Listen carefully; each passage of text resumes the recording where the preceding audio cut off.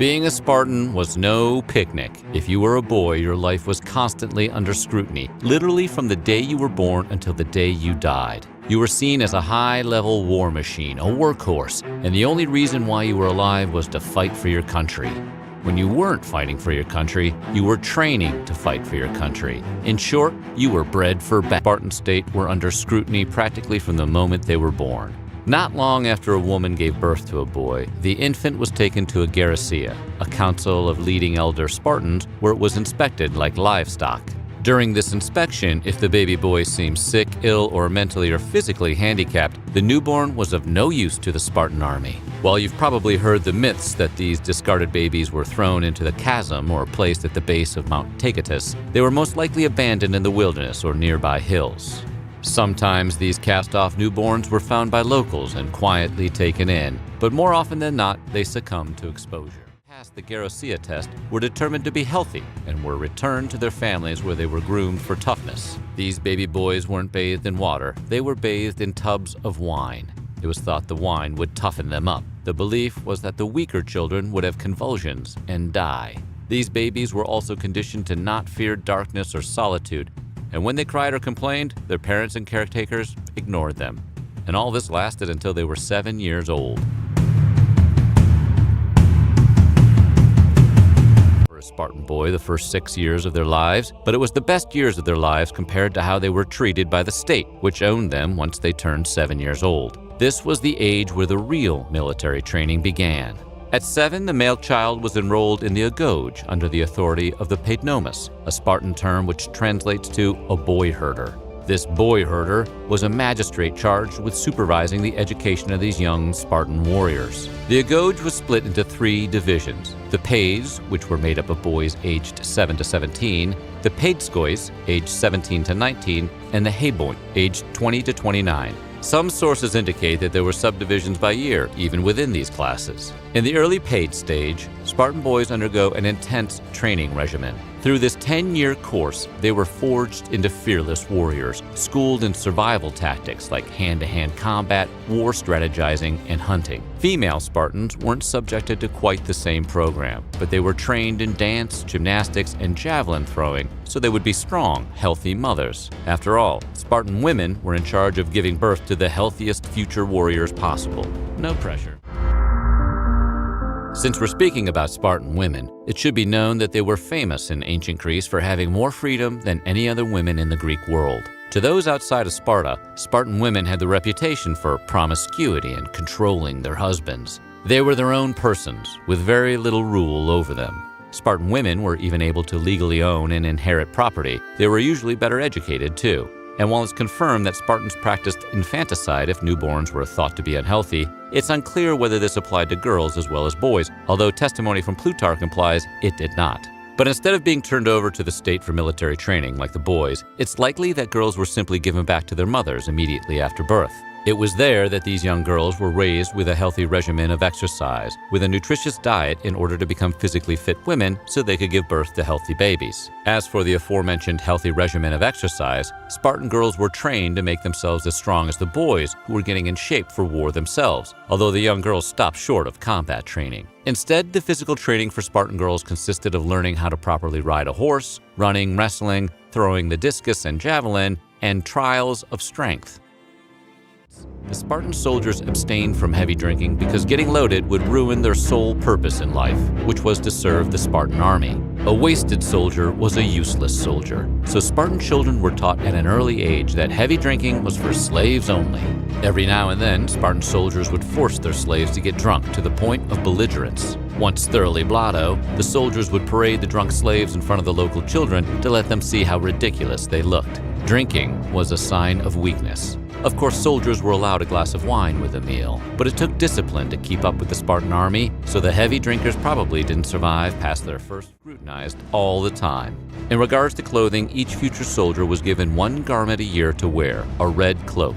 This was in part a way to prevent the children from gaining too much weight. If you got fat and couldn't figure out how to clothe yourself with what you were given, then the only way to fit in their garment was to exercise and eat less. And these boys didn't even get footwear until they graduated into official military service. The children were forced to walk barefoot, even through the snow. The idea was to harden the bottom of their feet so calluses would form so they can march for miles under any condition. The mess halls also underserved portions to the boys, which were slightly less than filling to promote athletic figures, which always kept them slightly hungry. Plus, if you were fat, then you became a pariah and ran the risk of being banished. While life was fairly rigid for young Spartans, they were allowed to marry.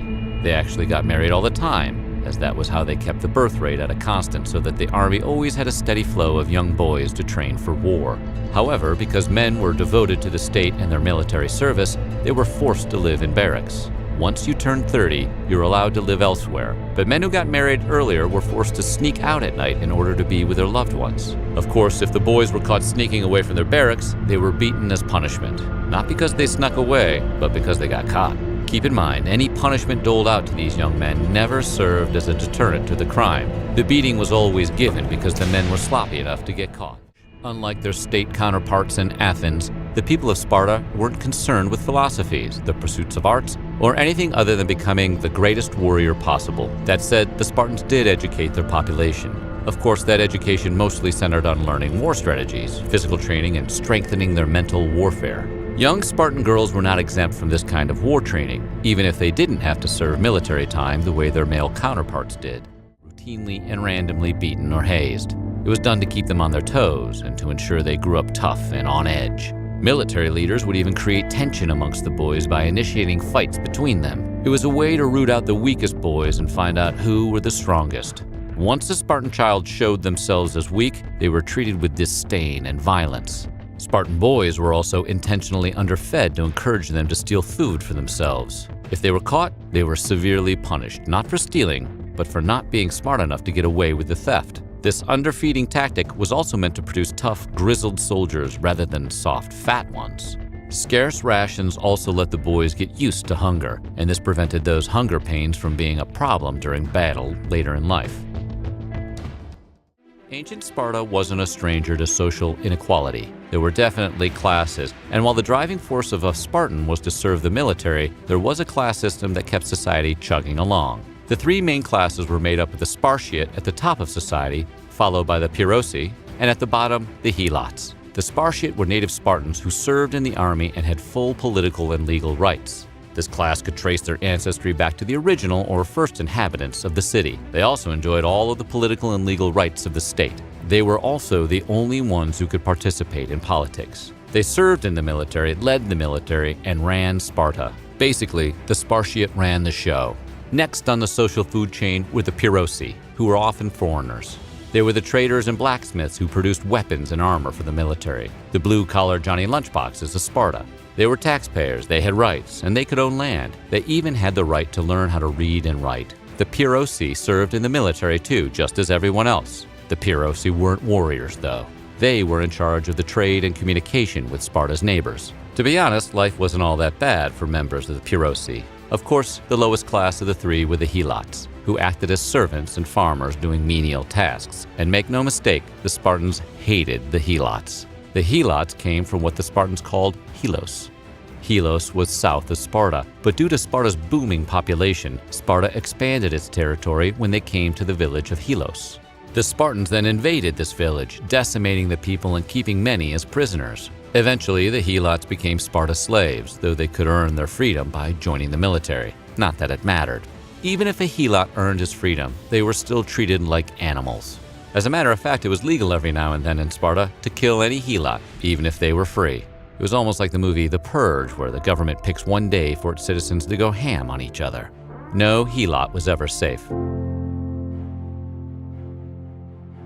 Thanks to having a servant class in the Helots, Spartan women were free from most domestic duties.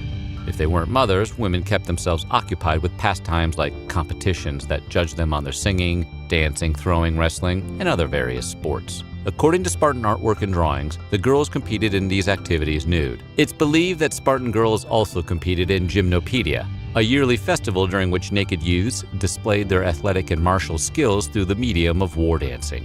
The event was introduced in 668 BC, concurrently with the introduction of the aforementioned naked activities. Naturally, a lot of these competitive activities and sports were organized to attract Spartan men, but the feats were also designed to prepare them for motherhood.